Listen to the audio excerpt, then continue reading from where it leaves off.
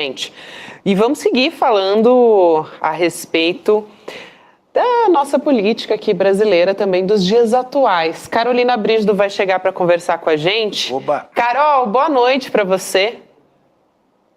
Boa noite, Gabi. Boa noite, Panunzio. Boa noite a todos que nos acompanham hoje. Olha só, Carol, eu queria trazer um artigo da revista The Economist, né, que publicou esse artigo colocando em xeque a capacidade da primeira turma do Supremo Tribunal Federal em julgar o ex-presidente Jair Bolsonaro por tramar o golpe de Estado, né, por essa acusação.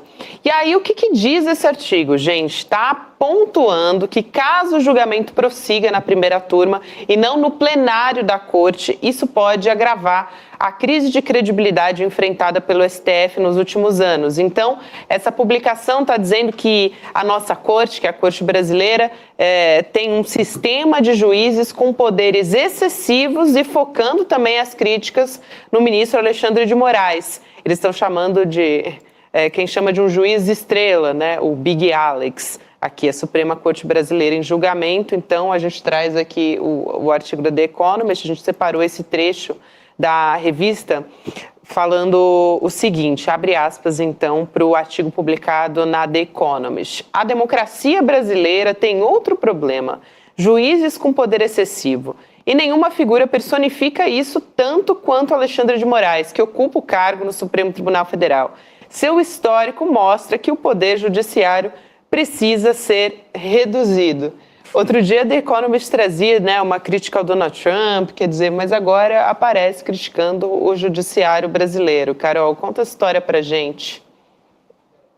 É isso, de Xandão a Big Alex. Big Alex. A gente viu já uns dias atrás, tinha também um artigo na New Yorker, a revista prestigiada americana, e era um perfil de Alexandre de Moraes, primeiro ministro do STF a ter um perfil na New Yorker.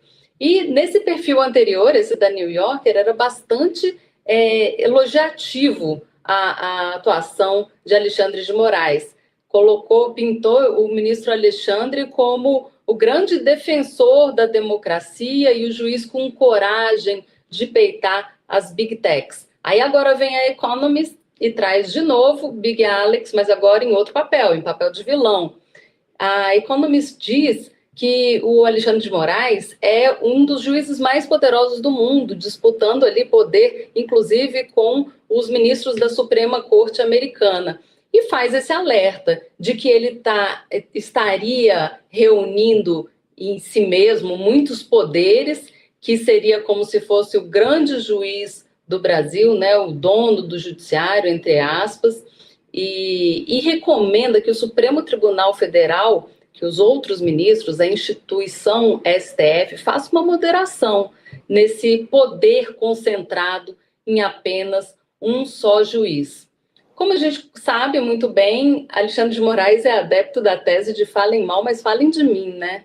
Eu duvido que ele esteja muito incomodado com essas publicações de tanto renome internacional falando dele por tanto tempo. Então, esse poder é não apenas no judiciário, né, mas também na mídia. Ele já domina o noticiário no Brasil e agora está dando passos pela Europa, pelos Estados Unidos, pelas publicações internacionais também. Mas fica esse alerta, né? Alexandre de Moraes realmente ele é relator daquelas ações derivadas daquele primeiro inquérito das fake news aberto em 2019 e de lá para cá ele vem amealhando bastante poder dentro do judiciário e é inclusive o relator desse processo da trama golpista que a gente vai ver o julgamento da próxima denúncia, né, da próxima fatia da denúncia do Procurador-Geral da República agora na terça-feira. Sabe o que eu penso? A Europa tem uma visão muito contaminada da atuação de juízes como o Alexandre de Moraes por causa do Baltazar Garzón, né? Era um juiz que lá no passado perseguiu o Pinochet, foi um sujeito que teve uma atuação espetacular. E logo depois disso, 2012, anos depois que ele teve essa atuação tão proeminente, não sei se a Carol lembra disso, porque ela era criança ainda, mas eu acho que ela lembra. O Garzón acabou sendo processado porque, enfim, teria autorizado escutas ilegais no processo e aí o mundo veio abaixo, né? Na Itália aconteceu a mesma coisa lá com os juízes que fizeram a Operação Mãos Limpas deles lá, né? Então a Europa é meio vacinada. Agora, a matéria da Economist, ela junta um monte de argumentos falaciosos, né? E ela aproveita para, assim, elencando essas suspeitas aí contra a atuação do Alexandre de Moraes, colocar em dúvida a própria isenção do Supremo, porque diz que, né, o Zanin e o Flávio Dino e o Toffoli foram nomeados pelo Lula, essa coisa toda, sugerindo, ela não declara, mas sugere que o Supremo não teria condição de equidade, distância para julgar nada, né, Carol? Fábio, esses eventos todos que você falou, não era nascida, não. Você vai me desculpando. Mas É o famoso eu estudei. Eu também não era. Eu olhei no Google e me informei. Mas, de qualquer forma, a Economist faz essa ponderação, sim, que Alexandre de Moraes tem esse poder todo amealhado em torno de si mesmo, mas a própria Economist recomenda que o próprio Supremo Tribunal Federal faça essa moderação em relação ao poder de Alexandre de Moraes. Então, mesmo que cite ali que os juízes foram nomeados por Lula e que vão julgar Bolsonaro agora, ainda assim está colocando mais credibilidade nesse pessoal do que no próprio Alexandre de Moraes. Então, ali, a contabilidade para Alexandre de Moraes ficou meio que equânime, né? Primeiro, ele recebeu afagos da New York e agora ele está ali recebendo críticas da The Economist. Eu acho que são duas publicações que trazem visões diferentes, né, de Alexandre de Moraes, que atuou bastante, digamos assim, entre aspas, para o bem, né? Foi ali em determinado momento foi um garante da democracia,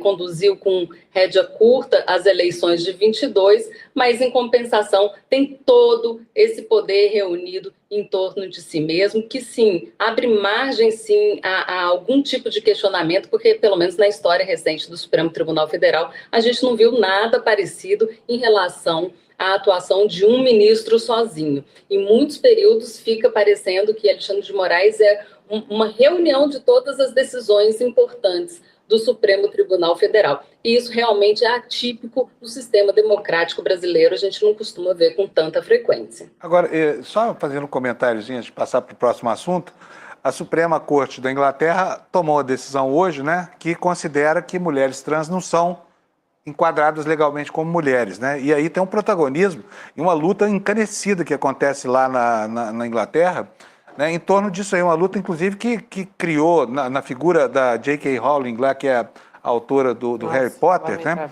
Um personagem odioso, que, enfim, se contrapôs a todos os avanços do processo civilizatório e acabou ganhando essa parada aqui. Então, estranho ela que uma revista... comemorou, né? Ela comemorou bem. Ela vem mantendo, assim, posições ultraconservadoras há muito tempo, né? Eu até me arrependo de ter lido os livros do Harry Potter, viu?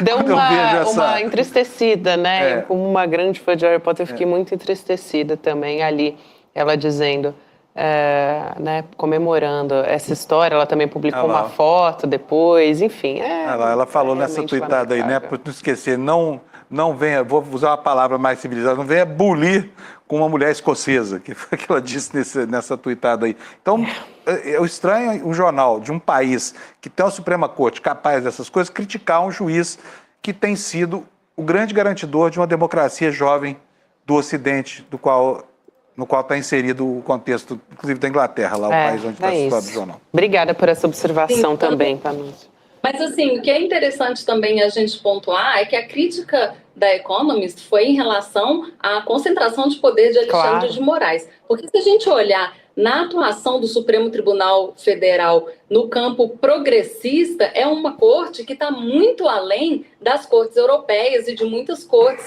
inclusive dos Estados Unidos. O Supremo Tribunal Federal já garantiu, em um passado muito recente, a legalidade da união homoafetiva, tem sido um grande garantidor desses direitos de minorias no Brasil.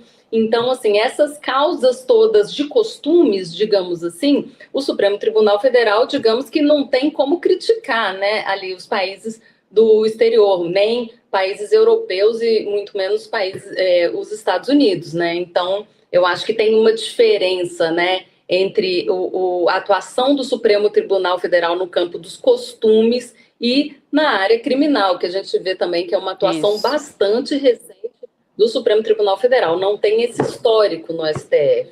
Exato, Carol. Agora, eu queria trazer um ponto importante. A gente vai ter o julgamento do Núcleo 2 na semana que vem, terça-feira, e o primeiro núcleo, né, foi julgado, foi pela primeira turma do Supremo Tribunal Federal, né, se tornaram réus, e a tendência é que agora esses 6 integrantes do Núcleo 2 também passem a essa condição em breve. Mas a gente tem a defesa do general Braga Neto protocolando um recurso no Supremo Tribunal Federal, gente, questionando aquele vídeo que foi exibido pelo ministro Alexandre de Moraes, falando nele mais uma vez. A gente comentou muito a respeito do didatismo, né, de como foi didático esse vídeo que o Alexandre de Moraes trouxe, mostrando como é que foi a atuação das pessoas para dizer, olha, não foi um passeio no parque, não eram só senhoras segurando Bíblias, as pessoas estavam ali agredindo, quebrando, enfim. Esse vídeo aconteceu ali durante esse julgamento, né? Foi mostrado pelo Alexandre de Moraes e, inclusive, o Braga Neto foi um dos réus, né? Do que foram tornados réus nesse primeiro núcleo que foi julgado. Inclusive, a gente está mostrando agora aqui na tela esse vídeo que foi exibido pelo Alexandre de Moraes. Os advogados, a defesa do Braga Neto, está dizendo que esse vídeo não trata só do 8 de janeiro e que tem imagens que não são objeto da denúncia oferecida pela Procuradoria-Geral da República. E o Alexandre de Moraes justificou que esse material trata de fatos públicos e notórios, pontuando que o Código Penal permite ao juiz utilizar fatos notórios e públicos. Eu achei tão importante o uso desse vídeo, cara, eu queria te ouvir rapidamente a respeito disso, porque o 8 de janeiro e também o que os envolvidos querem fazer acreditar é que foi um acontecimento isolado, e não. E eu acho que o Alexandre de Moraes foi muito didático em trazer o quanto tiveram vários, né, acontecimentos que culminaram no 8 de janeiro, mas o golpe não foi ali exclusivamente o que aconteceu no dia 8 de janeiro, né? Gabi, é uma tentativa, digamos que desesperada das defesas, porque Braga Neto não foi o único acusado a ter levantado essa questão.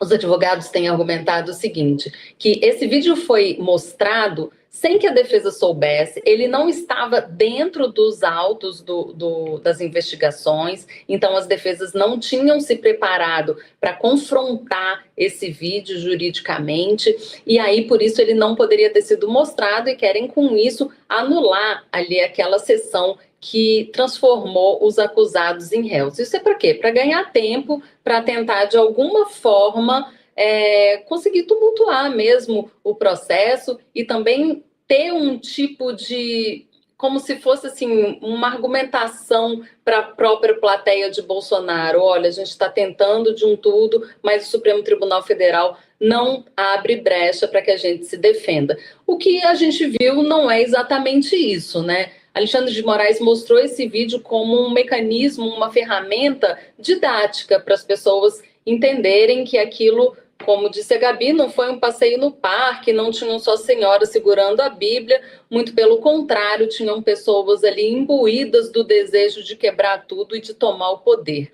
Então, isso foi importante para mostrar, porque a gente sabe que quem assiste esse julgamento não é só o ministro do Supremo, não é só as pessoas que compõem a primeira turma e as pessoas que foram lá para assistir, mas ele está sendo televisionado. Então, esse vídeo sendo mostrado nesse momento é importante, inclusive, para a sociedade não se esquecer da gravidade do que aconteceu ali naquele 8 de janeiro, que não foi só uma arruaça, só uma tentativa de depredar prédios públicos, mas foi a ponta do iceberg de uma tentativa de golpe que já estava sendo planejada desde setembro de 2021, como diz a denúncia da Procuradoria-Geral da República. Então foi apenas um recurso teórico, um recurso didático, não foi uma prova nova, nada ali que tinha naquele com o vídeo Tribunal era uma do Júri, novidade. né, Carol, que você até disse na época.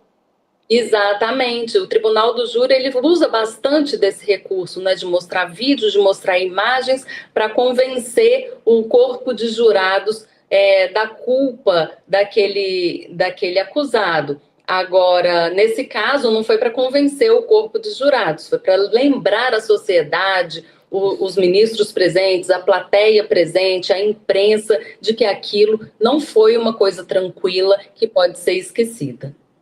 É isso, Carol. Obrigada demais por hoje. A gente se vê na terça-feira, no dia do julgamento. A gente se encontra aqui de novo, querida. Bom trabalho por aí. Aliás, bom descanso, né? E na volta, bom trabalho. Boa Páscoa também, viu, Carol?